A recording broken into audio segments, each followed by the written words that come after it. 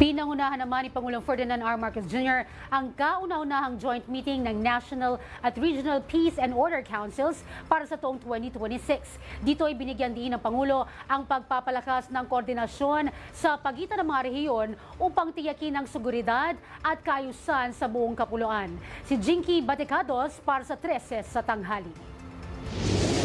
Puhunan ng pag-usad at pag-unlad ng bansa ang usaping pangkapayapaan. Pinangunahan ni Pangulong Ferdinand R. Marcos Jr. ang kauna-unahang joint meeting ng National Peace and Order Council o NPOC at Regional Peace and Order Councils o RPOCs para sa 2026 sa Heroes Hall ng Malacanang. Dinaluhan ito ng mga national at regional officials para palakasin ang koordinasyon sa mga pangunahing isyu ng kapayapaan at seguridad. Layo ng pulong na pag-isahin ang mga estratehiya, suriin ang kasalukuyang sitwasyon ng peace and order at tiyakin ang mas epektibong pagtugon sa mga hamon sa seguridad. Kabilang din sa mga tinalakay ang pagsusuri sa kasalukuyang sitwasyon ng peace and order sa Pilipinas. Ito'y malaman kung paano matukoy ang mga dapat pang pagbutihin at agarang tugunan. Tinalakay sa kauna-unahang joint meeting ng National at Regional Peace and Order Council 2026. Kabilang sa mga napagtuunan ng pansin ang pag-aayos at pagkakahanay ng mga policy at strategy para sa mas epektibong pagpapatupad ng mga programang pangkapayapaan at seguridad. Pinagtutuunan din ang pagpapalakas ng koordinasyon sa pagitan ng mga rehiyon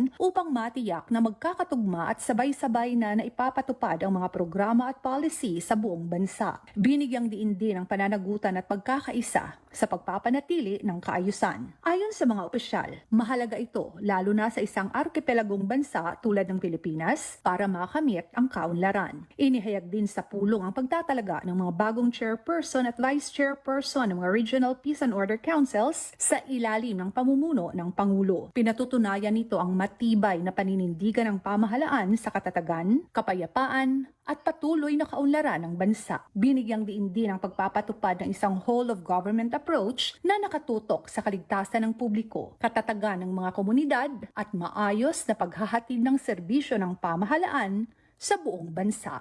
Para sa totoong balita sa Bagong Pilipinas, Jinky Baticados, 13 sa tanghali ng Congress TV.